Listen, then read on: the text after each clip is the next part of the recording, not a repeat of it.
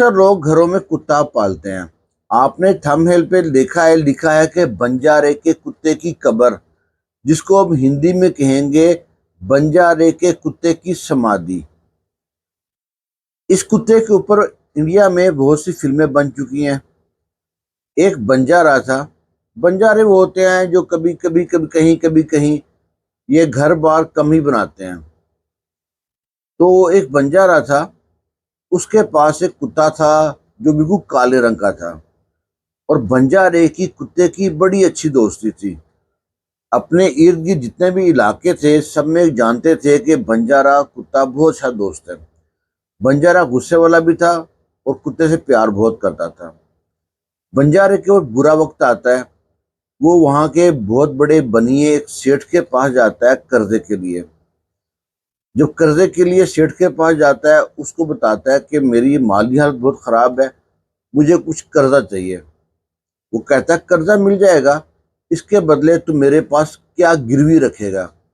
اکثر آپ جب جاتے ہیں بینک میں، بینک سے آپ سے گارنٹی مانگتا ہے، ایسے ہی وہ گارنٹی مانگتا ہے کہ میرے کتے میرا جو پیسہ ہے واپس کرے گا، تو اس کے بدلے تم کیا جمع کرا سکتا ہے۔ تو بنجارا کہتا ہے کہ میرے پاس تو کل سرمایہ میرا کتا ہی ہے، تو میں کتا گروی رکھ دیتا ہوں۔ سیٹھ نے کہا ٹھیک ہے۔ وہ کہتا ہے میں کتا گروی رکھتا ہوں، اور تم فکر مت کرو، فلاں تاریخ کو میں تمہارے پیسے لوٹا دوں گا اور اپنا کتا لے جاؤں گا۔ سیٹھ مان گیا، کیونکہ ہر ایک کو معلوم تھا پورے علاقوں میں، 7 گاؤں میں، کہ بنجارے کتا بڑا وفادار ہے۔ سیٹھ نے کتا رکھ لیا اور اس کو پیسے دے دیے۔ اب یہ بنجارا وہاں پہ کتے کو سمجھا رہا ہے کہ جیسے تو میرا وفادار تھا، آج کے بعد تو نے اس بنیے کا، اس سیٹھ کا وفادار رہنا ہے۔ فکر مت کر، میں تم پکا یہاں چھوڑ کے نہیں جا رہا، میں نے سیٹھ سے رقم لی ہے، یہ رقم واپس کروں گا اور تجھے لے جاؤں گا۔ 1 مہینہ 2 مہینہ جو ٹائم بتاتا ہے کتے کو۔ اب جو کتے کو سمجھا رہا ہے تو ارد گرد لوگ اس کو دیکھ کے جمع ہو گئے، لوگوں کے بھی آنکھوں میں آنسو آ گئے۔ ایک بے زبان کو سمجھا رہا ہے، اور کتا بھی اپنے مالک سے جب جدا ہو رہا ہے تو اس کی آنکھوں میں آنسو ہے، اور مالک کی جو بنجارا ہے اس کی آنکھوں میں بھی آنسو ہیں۔ سب لوگ دیکھ کے بڑے حیران تھے کہ بڑا عجیب و غریب واقعہ یہ۔ آخر وہ کتے کو وہاں پہ چھوڑ کے سمجھا کے چلا گیا۔ کتا اپنے مالک کے پیچھے نہیں آیا، بات کو سمجھ گیا۔ مالک جو بنجارا ہے وہ بھی وہاں سے دکان سے نکلتا ہے تو پلٹ کے نہیں دیکھتا کہ کتا کہیں میرے پیچھے نہ آ جائے۔ اس کے بعد جو بنجارا کا کتا ہے اس سیٹھ کے پاس رہتا ہے۔ سیٹھ اس کو اپنے گھر میں لے کے جاتا ہے حفاظت کے طور پہ۔ وہ سیٹھ کا گھر اور دکان ساتھ ساتھ ہے، وہ دکان کی بھی حفاظت کرتا ہے، گھر کی بھی حفاظت کرتا ہے۔ سیٹھ کے ساتھ گھر جاتا ہے، گھر سے دکان پہ آتا ہے، سارے کام کرتا رہتا ہے۔ ایک رات سیٹھ کے گھر کے اندر جو چور آتے ہیں اور اس کے گھر میں سکون سے چوری کر رہے ہیں، اور جو چوری کرتے وقت جو کتا ہے وہ خاموش رہتا ہے۔ کتے نے شاید بھانپ لیا کہ اگر میں بھونکا تو یا مجھ کو مار دیں گے یا میرے مالک کو مار دیں گے۔ وہ اس رات موسم خراب تھا، ہلکی ہلکی نمی تھی، بارش ہلکی ہلکی ہو رہی تھی۔ ان چوروں نے چوری کیا تو سیٹھ کے گھر سے نقدی، زیور، پیسہ، دھن دولت کافی تھا۔ وہ جب لے کے نکلے ہیں، قیمتی برتن بھی تھے، زیور، تو انہوں کو صبح ہو گئی۔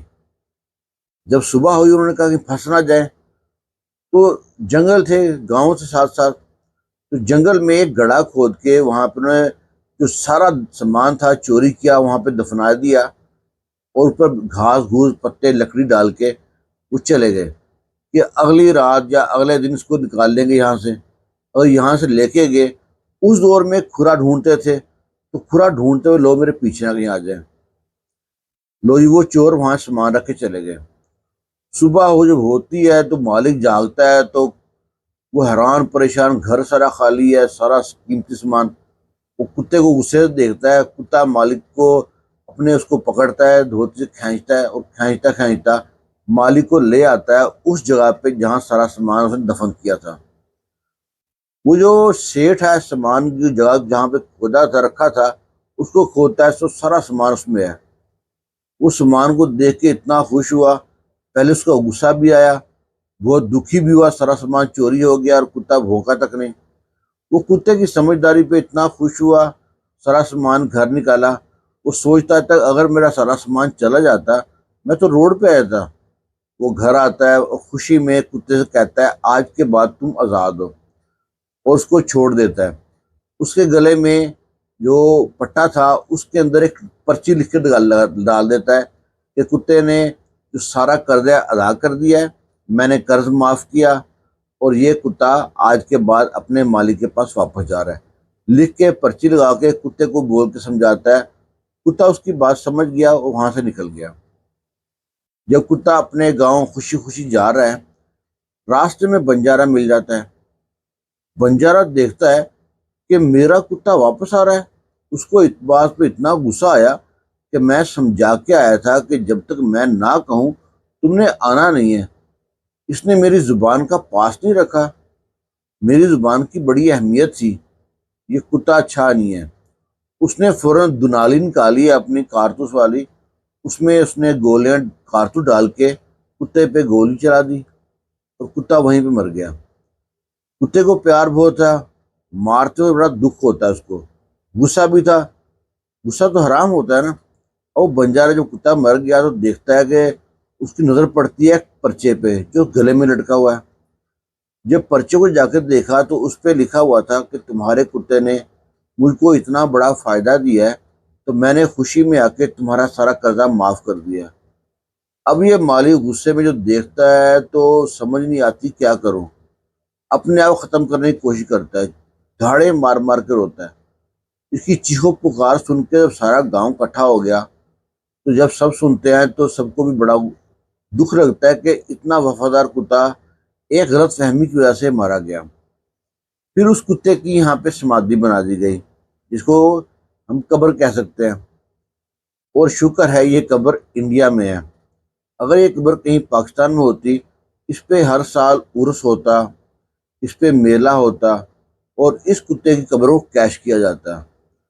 اور یہاں پہ یہ کتے کی قبر ہے انڈیا کے اندر، پنجاب کا علاقہ ہے، وہاں پہ قبر ہے، اور یہ انڈیا کا سچا واقعہ ہے۔ اس واقعے پہ کئی فلمیں بن چکی ہیں۔ آپ کو یہ واقعہ کیسا لگا؟ ہم آپ کی رائے کا انتظار کریں گے۔ انسان سے زیادہ وفادار کتا ہے، یہ سنا تھا اور آپ نے آج دیکھ بھی لیا۔